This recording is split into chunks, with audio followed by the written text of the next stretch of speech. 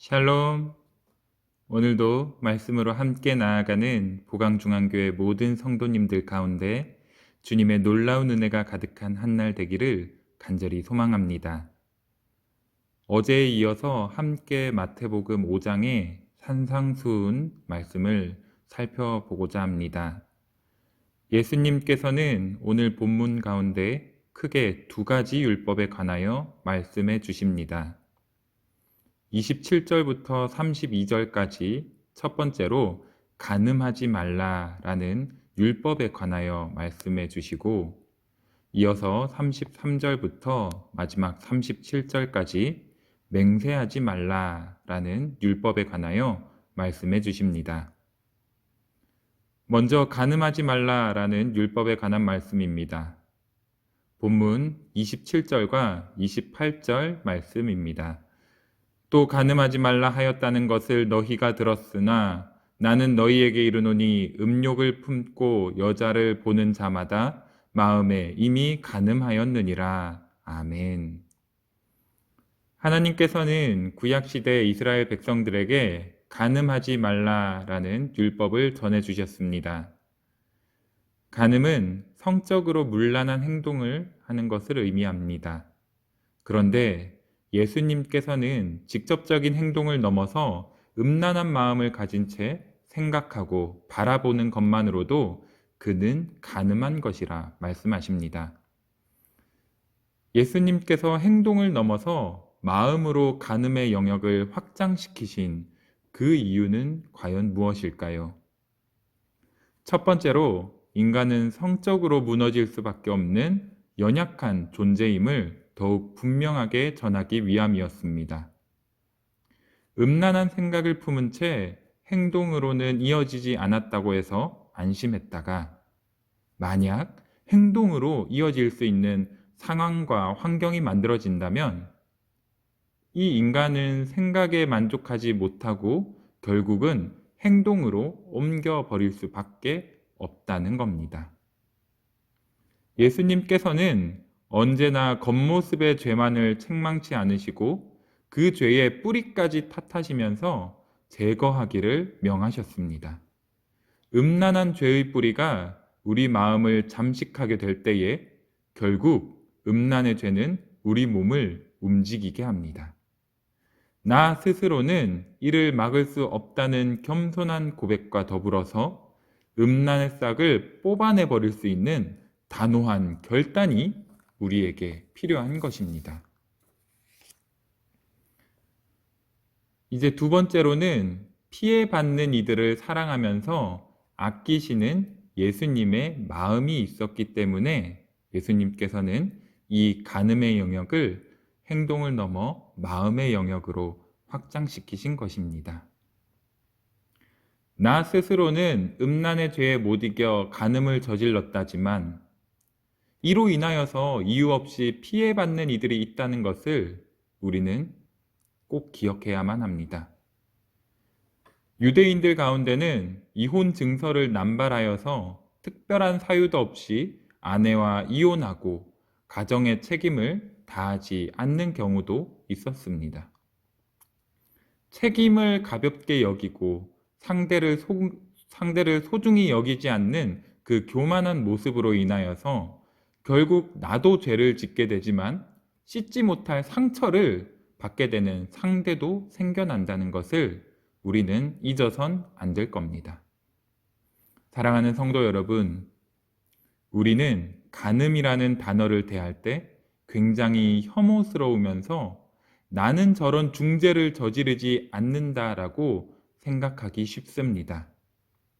하지만 우리가 마음속으로나마 생각해보는 것만으로도, 그리고 우리의 그 한 번 주고받는 눈빛만으로도 간음의 죄를 짓게 된다는 겁니다. 또한 나는 행동으로 옮기지 않을 수 있다라고 자신하고 있었지만 결국 무너지는 나의 모습을 발견하게 되고 넘어서는 그로 인하여 아픔을 겪는 누군가도 발생하게 된다는 겁니다. 이 모든 것은 나는 아닐 거야, 나는 괜찮을 거야. 나는 이겨낼 수 있어. 스스로를 과신하는 교만함에서 시작됩니다. 철저하게 겸손한 몸과 마음의 자세로 주님께 우리는 나아가야만 합니다. 우리의 힘과 능력으로는 도저히 이겨낼 수 없다고 고백하면서 우리 주님께서 나를 전적으로 인도하여 주시기를 간구해야 합니다.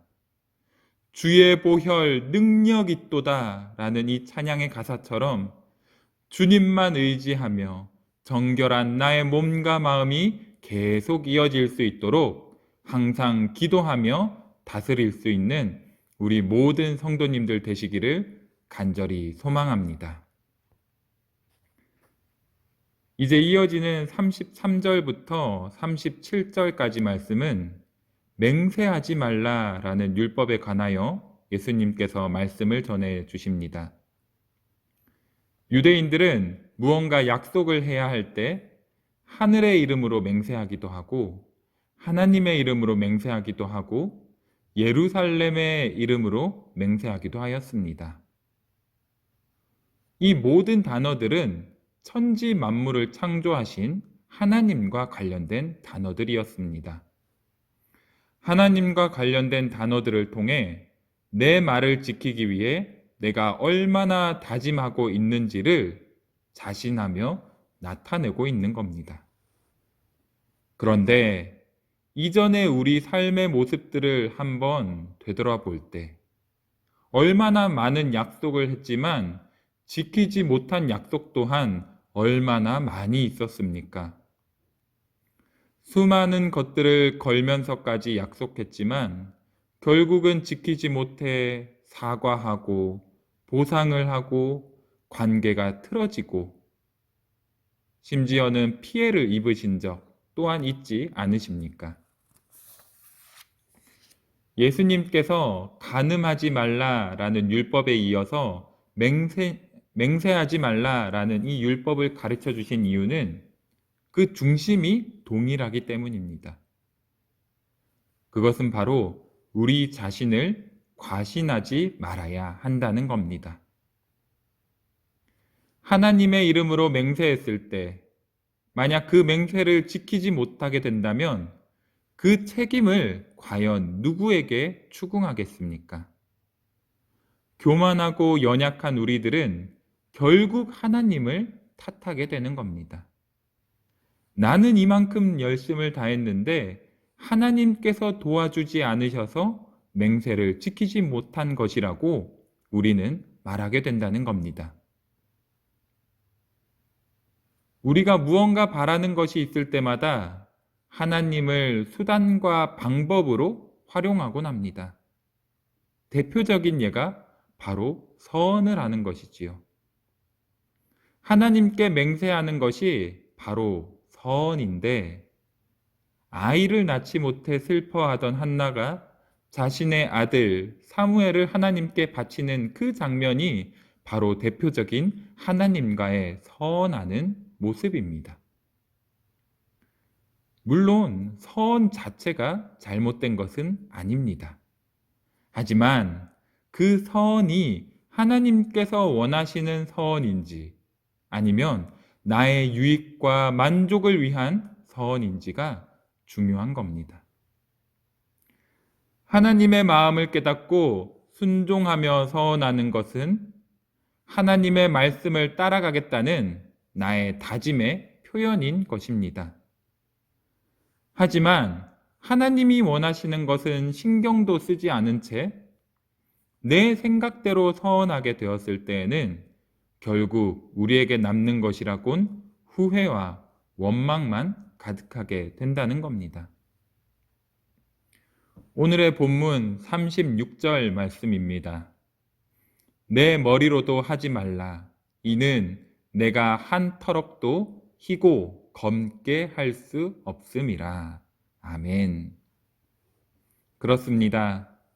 우리는 아주 작고 가느다란 머리 한 올도 나의 의지대로 희거나 검게 바꿀 수 없는 그러한 존재입니다. 우리가 느끼기에도 너무나도 작고 연약한 존재인데 이 우주 만물을 창조하신 하나님이 보시기에는 과연 어떠하겠습니까?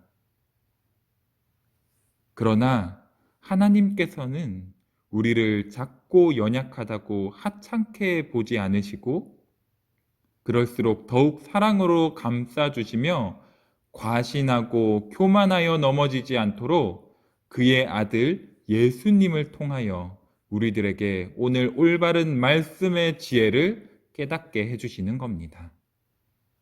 사랑하는 성도 여러분, 나 스스로에 대하여 과신하는 죄에서 자유할 수 있는 우리 모든 이들이 될 수 있기를 간절히 소망합니다. 타인의 죄는 쉽게 탓하고 정죄하면서도 나는 결코 그렇게 되지 않을 것이라 우리는 내심 자신하며 살아가고 있진 않았습니까? 오늘 이 시간 함께 나눈 이 말씀의 은혜를 곱씹으면서 더욱 겸손하게, 더욱 낮아짐으로 오직 말씀의 기준에 따라 나의 삶을 정결케 세워가기로 다짐하는 우리 모든 보강중앙교회 성도님들 되시기를 주님의 이름으로 간절히 축원합니다. 함께 기도하겠습니다. 사랑의 하나님, 교만한 몸과 마음으로 인해 결국 나 자신을 과신하고 범죄할 수밖에 없는 우리들을 다시 한번 사랑으로 품어주시고 말씀으로 깨닫게 하여 주시니 참으로 감사드립니다.